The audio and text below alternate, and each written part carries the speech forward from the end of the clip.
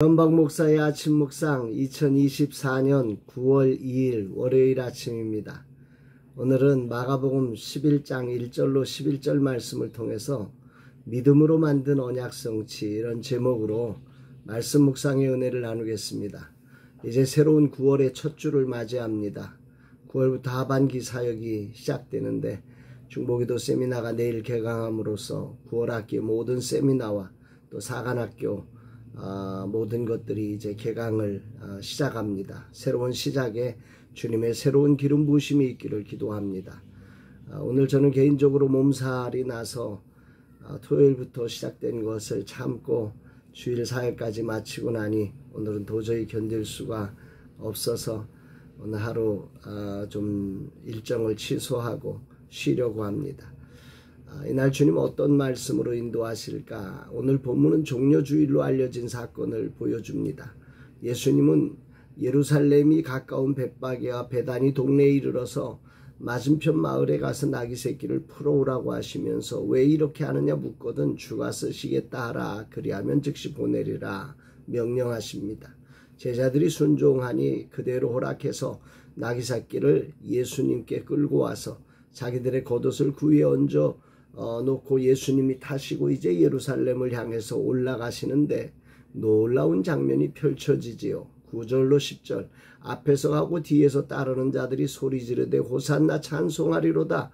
주의 이름으로 오시는 이여 찬송하리로다. 오는 우리 조상 다윗의 나라여 가장 높은 곳에 호산나 하더라.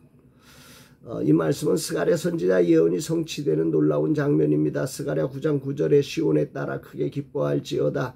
예루살렘에 따라 즐거이 부를지어다. 보라 내 왕이 내게 임하시나니 그는 공의로우시며 구원을 베푸시며 겸손하여서 나귀를 타시나니 나귀의 작은 것 곧 나귀 새끼니라.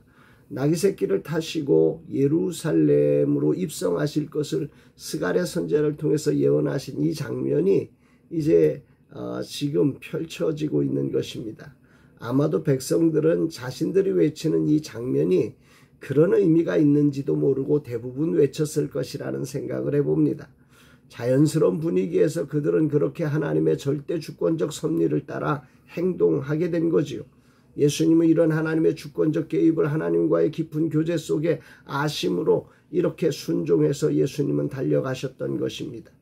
예루살렘의 지도자들은 인정하지 않고 죽이려 했고 제자들은 예수님의 그 십자가의 그 길을 알아채지도 못한 채 세상적 가치관으로 서로 으뜸이 되기를 다투고 있는 상황입니다마는, 그래서 전혀 준비되지 않은 상황이었지만 하나님은 백성들의 마음을 움직여 당신의 때를 준비하시고 이렇게 예언을 성취하고 계심이 놀랍게 느껴지는 아침입니다. 이것과 함께 묵상의 주요 주제는 이것이죠. 나귀 새끼를 준비하는 과정에 주가 쓰시겠다는 말씀에 즉시 내어주는 이 상황이 미리 준비된 상황인지 아니면 하나님의 주권적 개입에 의한 것인지, 신학자들은 이 둘 다의 상황을 다 놓고 봅니다. 그러나 성경이 정확히 언급하지 않아서 확실하지 않지만 전체적인 문맥의 흐름상으로는 하나님의 주권적 개입에 의한 사건으로 보는 것이 타당하다고 생각이 됩니다. 오늘 주님은 내게 무엇을 말씀하시고 계신가? 인간의 준비는 사전 계약을 맺고 모의를 해서 분위기를 조성해야 이루어집니다. 그러나 예수님은 이 순간 그 어떤 사전 계약을 맺지 않고 이 모든 상황을 오직 하나님을 신뢰하여 그 언약을 따라 나아가고 있는 것입니다. 물론 하나님 나라의 방식의 준비가 필요 없다, 이렇게 결론을 지으면 안 되지요. 하나님 나라에 철저한 준비가 필요하지요. 그러나 세상적인 것처럼 서로 인간의 그 잔머리를 굴려서 서로 모의하고 선동하고 여러 가지 준비를 해서 이 하나님 나라가 성취될 수 없다는 것입니다. 하나님 나라는 하나님의 주권적 개입에 의해서만 그 역사와 영광이 성취되어져 가는 것입니다. 분명한 사실은 예수님께서 제자들과 사전 모의를 하지 않았습니다. 사람을 동원하지 않았습니다. 분위기를 만들지 않았습니다. 예루살렘을 소동케 해서 뭔가를 이루어내려고 하지 않았습니다. 이 부분이 오늘 아침 저에게 큰 울림과 감동을 주는 것입니다. 누구의 조종과 선동이 없음에도 불구하고 놀랍게도 백성들은 자신들이 무엇을 하는지도 모른 채 스가랴 선지자의 예언이 정확히 성취되도록 하였다는 거지요. 그 많은 무리가 누구의 선동도 없이 예수님을 그들이 그토록 갈망하던 메시아와 구원자로 오심을 찬양하게 되었다는 것입니다. 이 놀라운 나라가 하나님 나라입니다. 하나님 나라는 이런 하나님의 강권하신 역사로 말미암아 이루어지는 놀라움 설레임이 있는 것이 하나님 나라임을 찬양하게 됩니다. 오직 믿음으로 걸으신 주님의 걸음을 기뻐하시고 하나님께서 주권적으로 개입하셔서 그 백성들의 마음과 생각을 이끄시고 분위기를 주관하셔서 이 모든 것들을 준비해내신 거지요. 이것이 믿음의 길이라고 생각합니다. 주님은 오늘 내게 뭘 말씀하실까? 지난주 중보기도 세미나를 준비하며 하나님께서 내게 금식할 마음을 주셨습니다. 그러나 계속된 일정이 있어서 금식할 날을 잡지 못했습니다. 계속 식사를 해야만 하는 상황들이 존재했습니다. 그런데 오늘 몸이 아파서 어쩔 수 없이 일정을 쉬게 되었습니다.